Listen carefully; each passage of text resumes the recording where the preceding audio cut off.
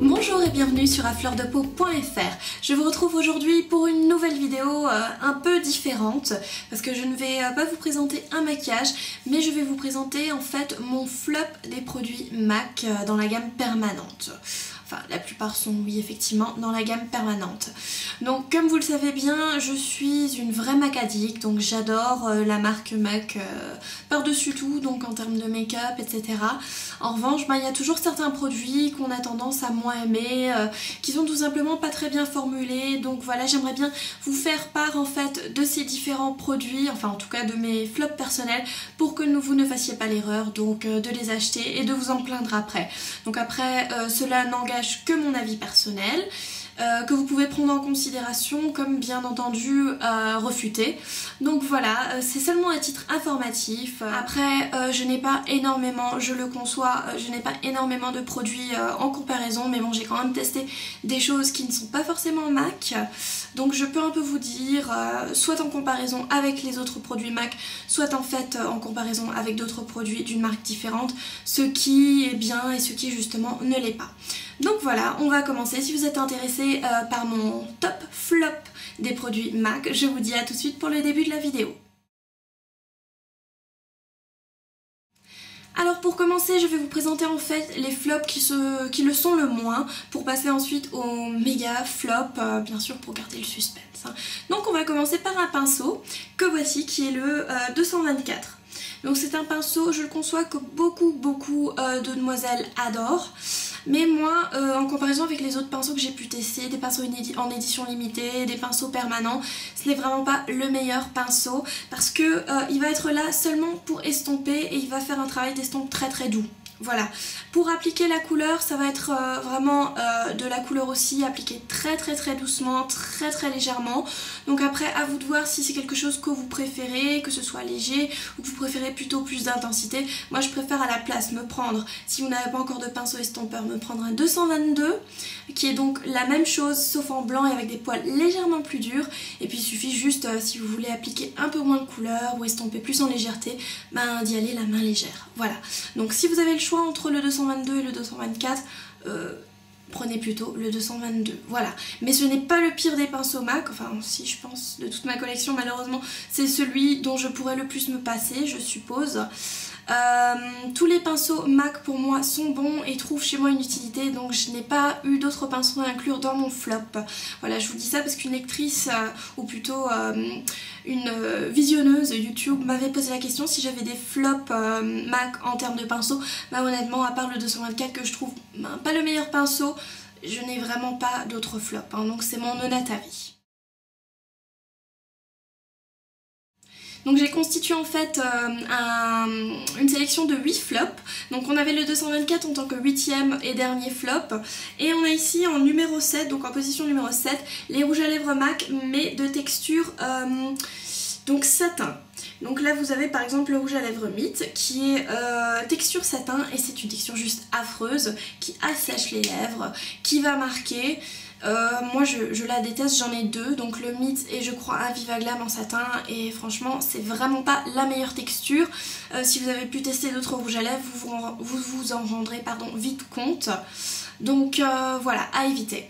En revanche, c'est vraiment différent. Il y a des personnes qui adorent les rouges à lèvres satin parce que justement ils ont peut-être un bon labello ou quelque chose pour mettre en dessous, ou ils le portent avec un gloss. C'est vraiment modulable, mais pour moi c'est juste pas la meilleure texture comparée par exemple au lustre ou bien sûr au fameux Amplified.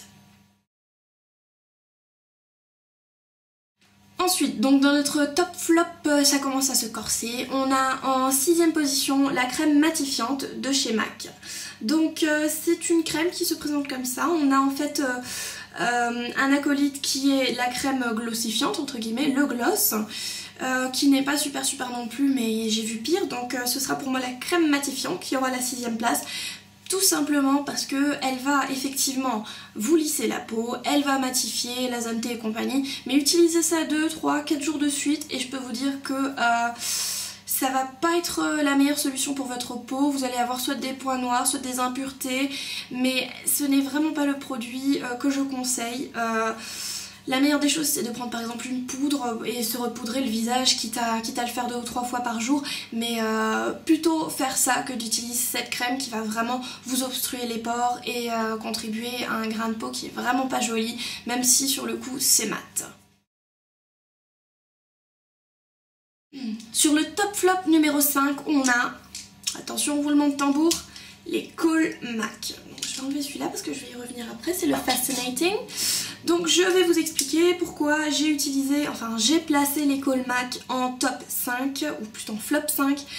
Parce que je suis extrêmement déçue par leur pigmentation qui est pas toujours au top, à part pour le Smolder qui est le noir, mais bon en même temps pour faire un Kohl noir qui est pas trop pigmenté, il faut quand même y aller, c'est n'importe quelle marque low budget pourra vous faire ça, donc là encore heureux. Le Smolder est bon, mais tous les autres Kohl, au niveau de la couleur, il faut vraiment soit passer énormément de temps à travailler le trait, et puis c'est juste pas pratique, surtout que la mine à un moment donné, si on a passé 5000 traits, ben la mine elle va commencer à s'élargir, le tracé ne sera plus tellement fin, donc c'est embêtant, ça prend trop de temps, c'est pas net. Et en plus, ce que je déplore vraiment, c'est la tenue en muqueuse. Moi qui aime bien utiliser des couleurs différentes du make-up en muqueuse, les Kohl ils vont vraiment pas avoir ce résultat. Par exemple vous allez avoir, je ne sais pas moi, le joli Kohl Minted qui est un vert un peu sarcelle. Franchement pour le faire tenir en muqueuse c'est impossible, à moins de mettre plein de fard dessus, et c'est vraiment pas l'effet recherché non plus. Donc oui, je le déconseille également. Je déconseille également les Kohl, à part si effectivement vous avez besoin d'un petit trait de couleur ou d'une base, ça passe très bien. Mais pour quelque chose de très pigmenté, qui tient, c'est peut-être pas la meilleure alternative. J'ai vu de meilleures marques proposer de meilleures choses. Honnêtement, donc à part le Smolder qui peut être sympa, c'est vraiment pas la meilleure de prendre des Kohl donc colorés. En revanche, je tiens quand même à nuancer mes propos en revenant en fait sur le Fascinating qui est le blanc, qui a une tenue en muqueuse qui est quand même acceptable comparé à d'autres Kohl. Donc là il faut vraiment que je le dise, hein, c'est beaucoup mieux. Et on a également le Chromographic Pencil qui n'est pas un Kohl, mais bon finalement ça a la même tête, hein. C'est ce Kohl couleur peau et qui va également avoir une excellente tenue en muqueuse contrairement à tous les autres Kohl. N'oubliez pas que les Kohl que je vous ai présentés avant, donc Smolder et compagnie, sont des Kohl tout court. On a l'édition limitée de Kohl de chez MAC qui s'appelle le Kohl Power, donc notamment avec le fameux Feline qui est le noir super pigmenté qui lui effectivement va avoir une excellente tenue en waterline, alors que les Kohl standards on va dire ça va pas être le cas. Voilà, j'espère que je me fais comprendre. Alors, on approche le top 3, on est maintenant au top 4, ou plutôt flop 4, j'arrête pas de me répéter. Donc je vais vous présenter les produits crème qui ont vraiment été un immense flop pour moi chez MAC. Donc je les mets tous dans une même catégorie. On a une fois l'édition limitée de chez MAC qui sont les Big Bounce Shadows, qui sont vraiment nuls. Ils sont nuls, je sais pas comment vous dire, d'ailleurs ça m'étonne parce que le pot il est quasiment vide alors que je l'ai utilisé 1 ou 2 fois celui-là. Bon bah ça m'étonne, mais ce sont des fards crème voire mousse qui ne vont absolument pas tenir, qui vont faire criser tout le fard à paupières, c'est-à-dire rentrer dans les plis, c'est absolument moche.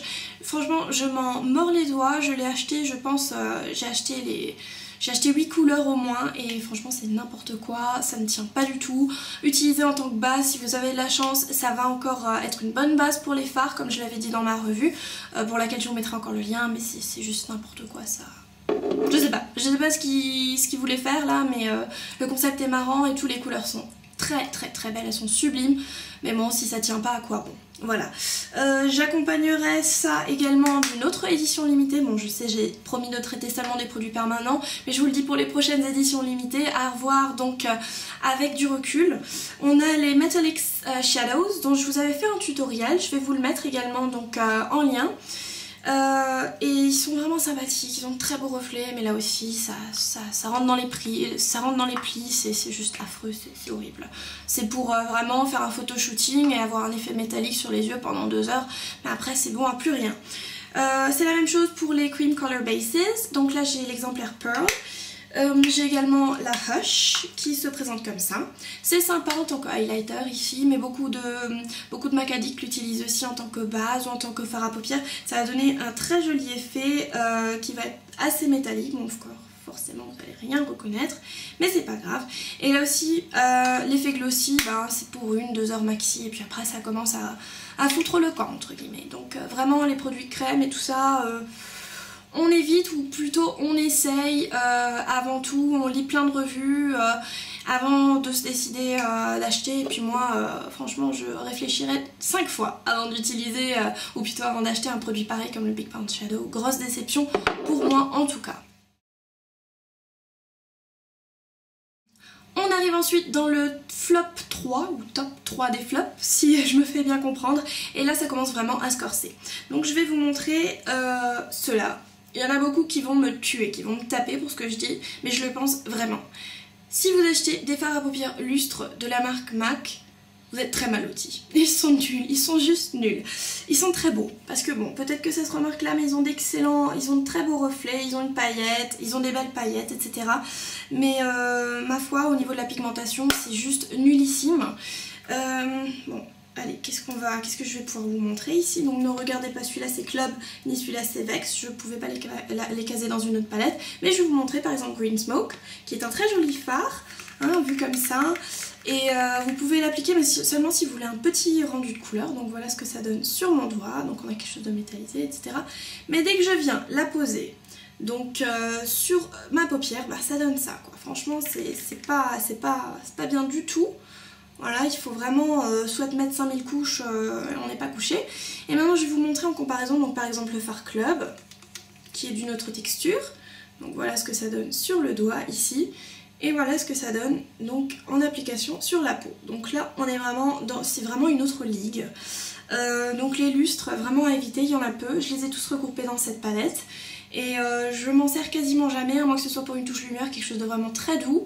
Mais je trouve que ça sert à rien d'avoir un fard qui n'est pas pigmenté et de dépenser 12 ou 16 € pour. Donc voilà, ils ont des chutes, ils ne sont pas pigmentés. Et je les déconseille franchement, honnêtement. Ensuite, le flop 2, les mascaras. Donc j'en avais déjà parlé, des mascaras MAC. Les anciens sont vraiment bons à rien, ils sont nuls.